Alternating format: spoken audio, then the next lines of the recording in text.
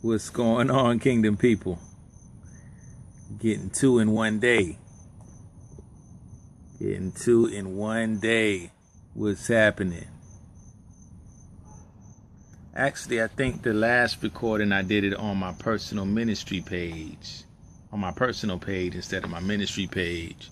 But I'm actually doing this one for tomorrow. I'm not going to do one tomorrow morning. I need to pray. I need to pray tomorrow morning, so I'm not going to be doing it. But what I want to talk about today is covenant relationships. Covenant relationships. How many of you have been covenant breakers? How many know about covenant breaking? I know about covenant breaking, but I've learned that the value of covenant relationships. Here's the crazy thing about it. The best one who can teach us about covenant relationships is Yahweh.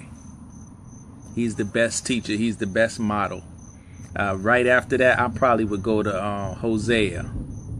I would go to that scripture. But no, you can't forsake. You can't not deal with Christ and His church. But let's just say with Yahweh. Let's start there. Yahweh has modeled out for us what it means to uphold covenant.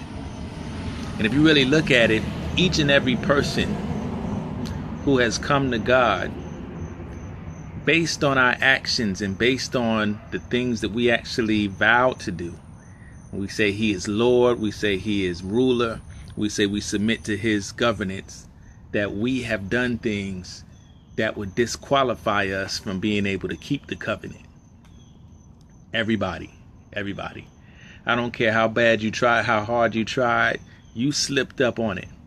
But see, the value of covenant is not based on did everybody do everything right, but it's have I committed and do I continue to stay in covenant with this person. So despite what you do, despite what you've done, I am still going to remain with you. I'm still going to remain with you because I'm upholding my vow. This is the greatest thing about Yahweh. It's the greatest thing. Despite you falling short, or you just being in rebellion, or you forgetting who you were, looking in the Word and leaving the Word and forgetting who you were, I'm faithful. So I'm going to hold fast to my end of the covenant, and I'm going to keep us in relationship. I'm going to keep us. See, a real covenant-minded person knows how to keep. It doesn't really matter if that person offended them. It doesn't matter if that person hurt them, disappointed them. A covenant parent will keep their relationships open with their children because they're in covenant. A covenant spouse, your spouse may have dipped out on you, or may have flirted with somebody else, or may have not held up to their end of the deal in terms of what they said they were going to do in the home, or what they said that they were going to be. And you might be holding more of the weight and the responsibility than them.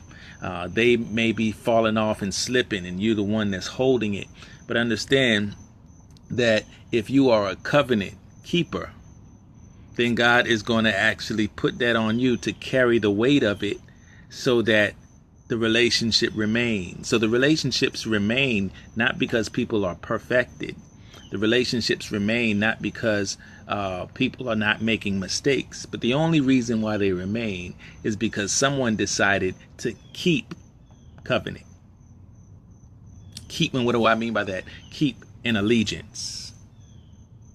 Keep an allegiance. And keeping allegiance is not just conditional based on if you treat me right, I'm going to treat you right. That means when your spouse has a bad attitude, or when your spouse is not really hearing you, not feeling you, you feel like the needs are not being met, that really doesn't matter, because if you're a covenant keeper, you're going to keep them despite how you feel. You're going to keep them even though your needs are not being met at the time. You're going to keep them not just because you vowed, but because you have faith and understanding that covenant is more powerful than feelings. A lot of people don't understand covenant, especially in this day and time. We get tired of people. People disappoint us. People hurt our feelings. And then we just want to discard of them and say, you are no more. But those who really have a revelation on covenant, you might even feel at times, I'm being mistreated. I'm being let down. I'm being disappointed. And all that might be true. But follow the model. Yahweh did not reject his people. He said his people rejected him. They rejected knowledge. So he did say he rejected them as priests. He rejected Israel because they rejected him. So he turned to the Gentiles. But then he also opened up his heart to bring them back in. So, but he didn't just permanently say, I'm done with you forever. Why? Because he's a covenant-keeping God. That's what makes him different from other gods. That's what makes him different from men. You know, we get our feelings hurt and we're ready to cut people off permanently. But that's not covenant. That's not what real covenant is. And you know, there's another thing that talks about swearing to your own hurt. So even when I'm hurt, even when I'm in pain, I vow to not kill you. Even when I am bleeding, I'm going to ask God, Father, forgive them, because they don't know what they're doing. You know, that's real covenant right there. That's that hard stuff. But the rewards are great. The rewards are great because you're investing and sowing into a time where you may not be the one on point all the time, or you may not be the one that's holding it down. And if you've invested that, you're not expecting the other half, the other party, to bring in that mercy and that grace, but you're expecting for God to move upon their hearts as he has sustained you to sustain them. Now, I remember that there have been times when I felt like, yeah, I need to do something else. I need to get up out of this. But then I realized the Lord showed me, listen, you can't go nowhere. The fact that I have caused somebody to love you, in spite of all of the stuff that you've done, in spite of all of the stuff that you have, all the violations that you've committed, and I still have designated, I have assigned somebody to love you through all of that. How dare you say you're going to give up and go somewhere else?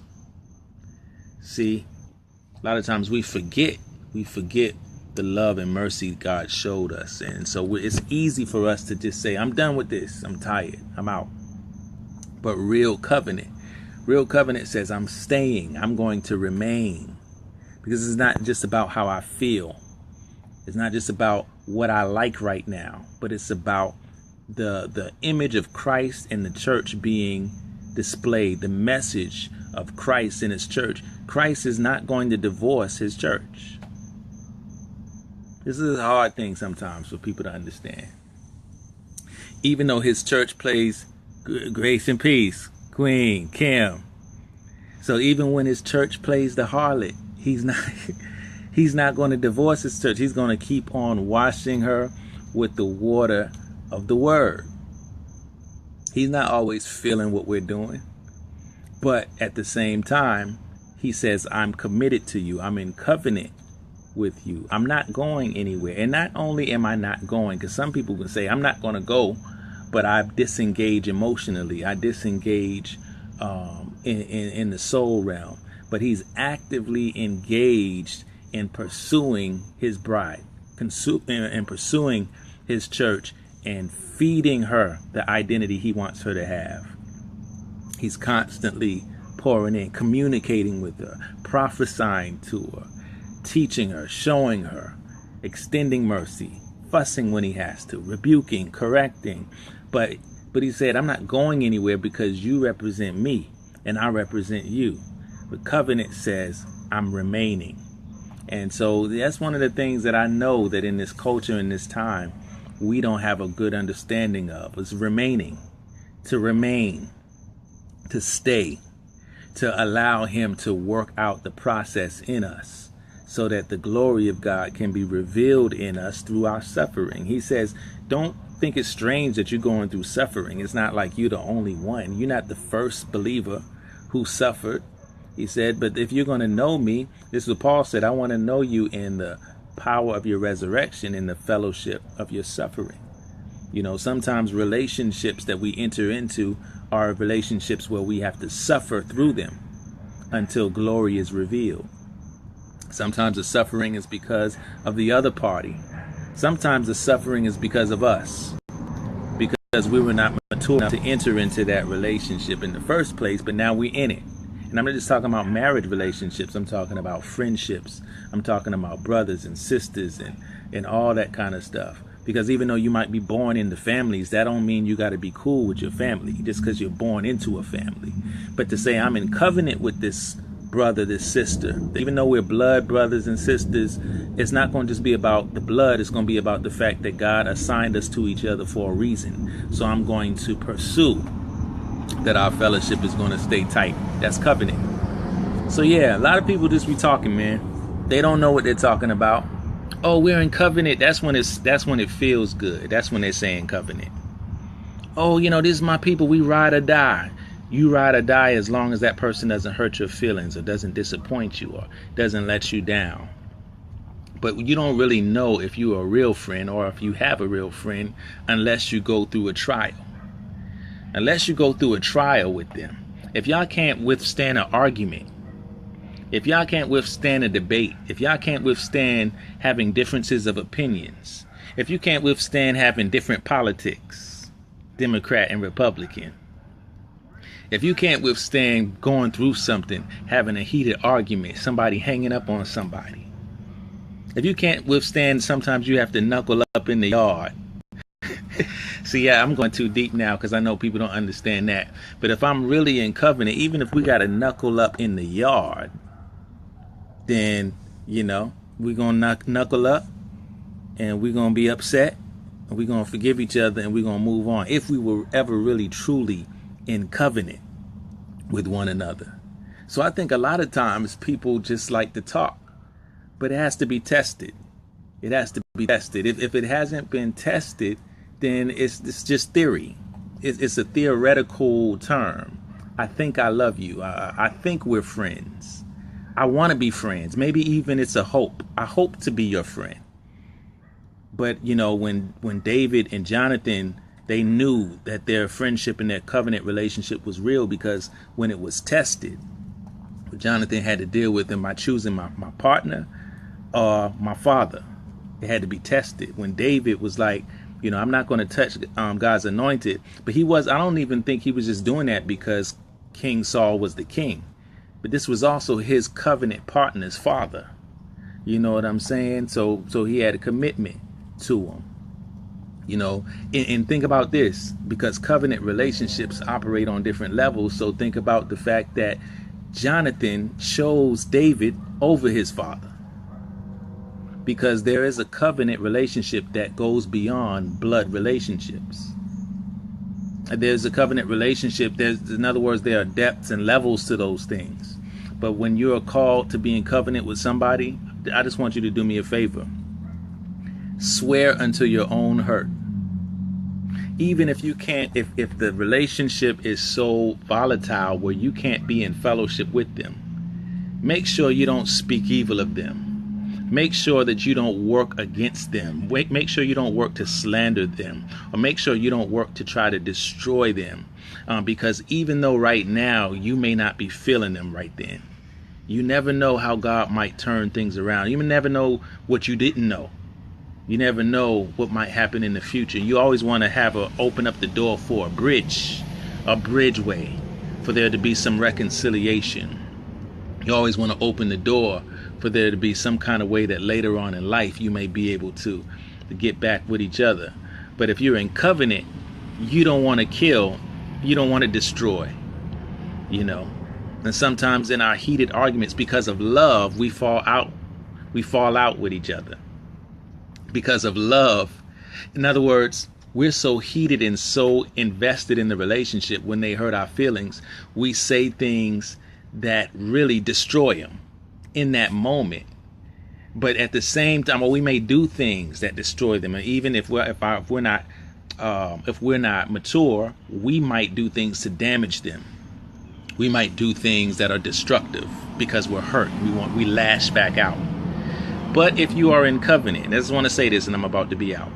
Even if you have been scarred, even if you have been wounded, even if you have been betrayed, even if you have your whole trajectory of how you view people has been scarred based on how close you are with that person.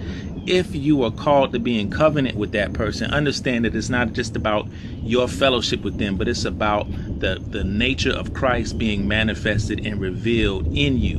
And God wants to reveal something about who he is and how he is and what he has to go through, his suffering. He wants to reveal that in your life. How does he bring revelation? Not just by head knowledge. He doesn't just bring revelation by studying in books and reading up on prophecy and reading. No, he brings revelation by actually transforming your life and making your life a living epistle. So you may have to walk through what it means to suffer. You may have to walk through what it means to be in a relationship that's not what you intended for it to be when you started out. You may have to walk through what it means to have been real close to somebody and been betrayed by them, but yet still love them to their death, till the end. And so that's real. That's real stuff right there, covenant. So the Lord is still helping me out, because it's easy to get in the flesh and say, I want to come back and combat. But he's saying, you know what? It's not about being macho or being right. It's about having revelation and walking out the life of Christ, being a steward of his life in the earth. So he's calling you to covenant. Think about your covenant relationships. And if you can't reconcile with people, then at least hold them up in prayer and intercession, and let God do what only he can do. All right, like I said, that's for tomorrow, because I'm gonna try to get like 5 more minutes of sleep tomorrow morning.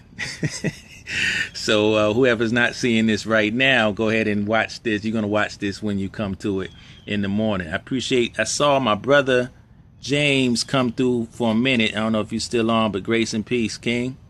Then I see Sister Kim, Queen, what's going on? And there's somebody else on here, but I can't see you. So anyway, God bless you. Increase in your covenant relationships. Ask the Lord to help you, give you patience, long suffering, peace, love, operate in the fruit of the Spirit, and maintain your covenant relationships. Grace, and peace.